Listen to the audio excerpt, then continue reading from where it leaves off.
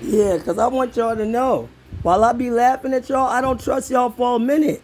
Y'all are grimy gangbanging motherfuckers.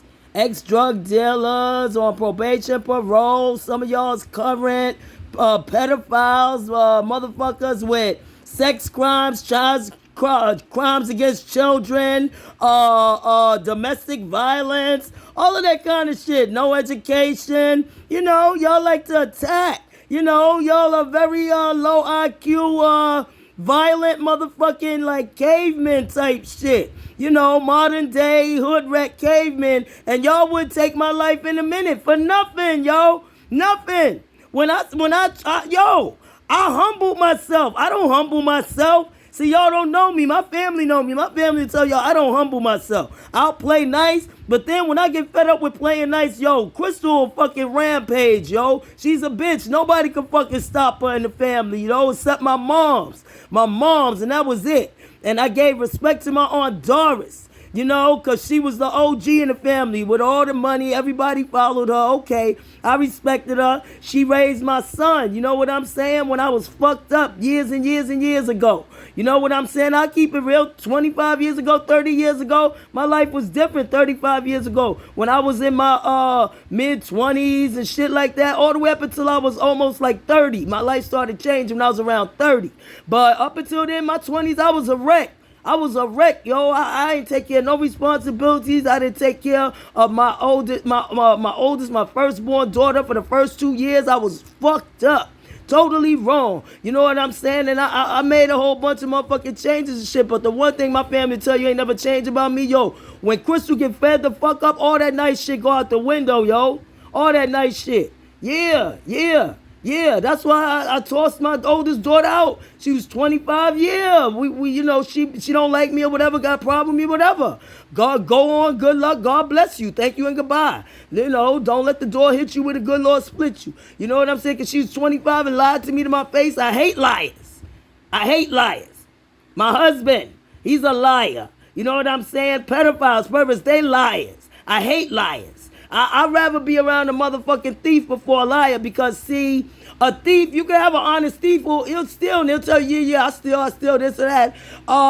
You understand what I'm saying? And he got a purpose and that's what he doing in this world. A liar, you can't trust them. You can't trust them, period. Nothing they say. Everything you got to verify. You got to watch your back with a liar. They're like a snake. You know what I'm saying? Nah, never that. And I'm not saying thief is a good thing either or whatever, you know. Hey, you know what I'm saying? It's not for me to judge what people do when they in survival mode trying to survive. But my thing is, at a certain point, you gotta take responsibility for your life. I did fucked up shit too. I ain't gonna even lie. I did fucked up shit in my past, yo. You understand? You understand what I'm saying? To survive.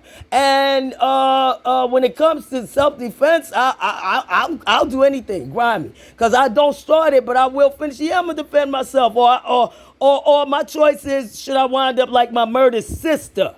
So then it would be important enough to the bitch Sarah Neer from the New York Times. It's only important enough like when you dead and it got some kind of sex angle or something you could, you know, sell newspapers with and shit. Yo, I ain't with none of that shit, yo. So fuck all the chuckles and shit. Just know me and my friends, Trapdoor, Grim Reaper, you know what I'm saying? You know, the Soul Sweeper, you know. We still watch y'all. Well, yeah, fuck yeah. You know what I'm saying? Fuck yeah. That's how they survive. I keep an eye on grimy motherfuckers like y'all for the last 3 generations, starting with the motherfuckers in my family, yo.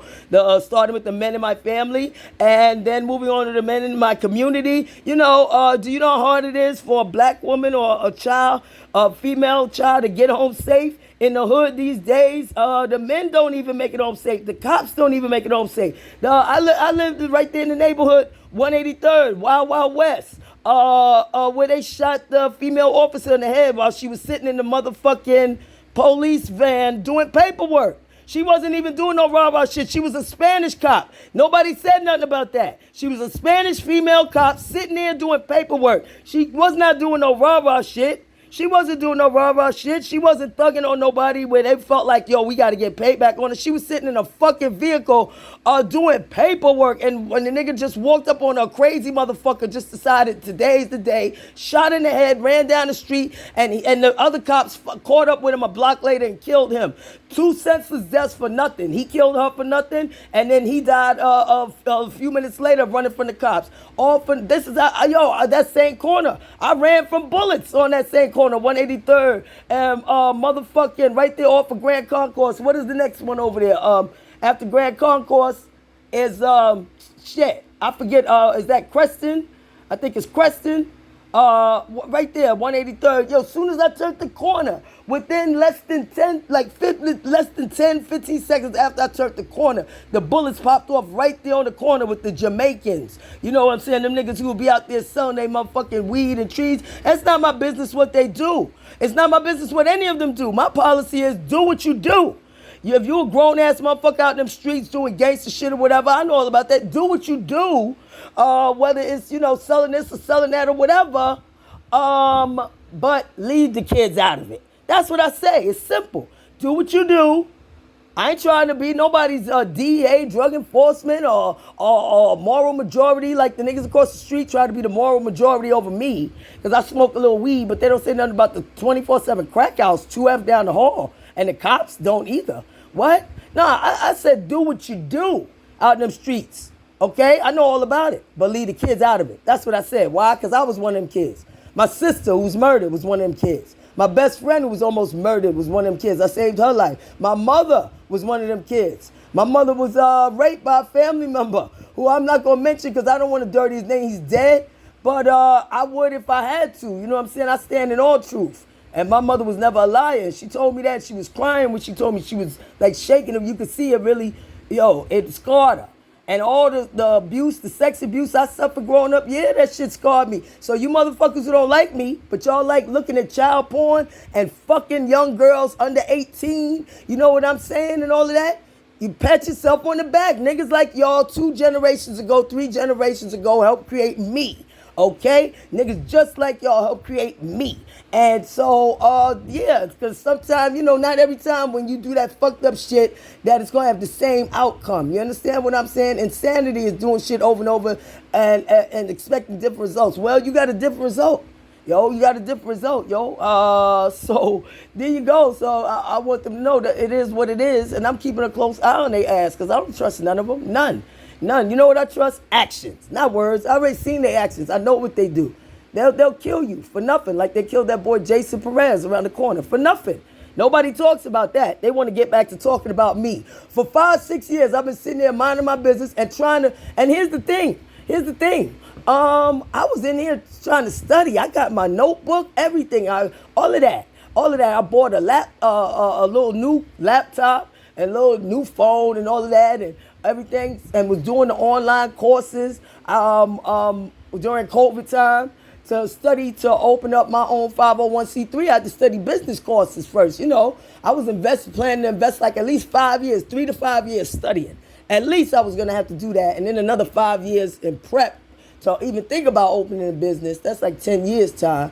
You understand what I'm saying? And these motherfucking knuckleheads, they have a problem with everything I do. If I mind my business and just try to live my life and sleep, study, work, they don't want that to happen. They'll do disrespectful. It's like whatever you want to do positive, they'll try to make the opposite happen negative, for the fun of trying to fuck somebody's shit up. Straight up haters shit. And I wish a motherfucker try to tell me hating ass shit don't go on every day in these motherfucking streets. Them niggas been hating on me for years.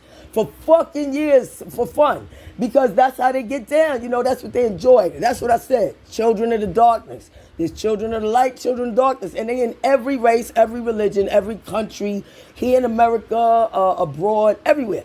They're domestic, they're foreign, they're my people, your people, our people, everybody's people. You know what I'm saying?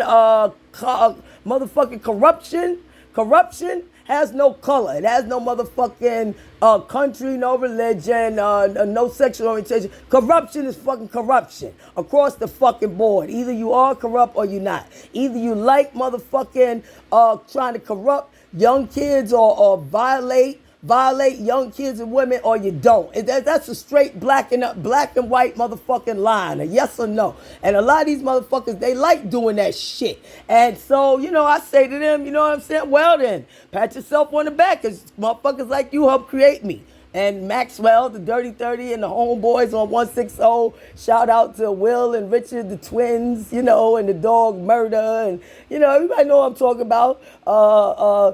Sheila, God rest the dead. Sean, God rest the dead. Eric, Sheila's man, Felix, and all of them. Shout out to all of them OGs that taught me everything I know.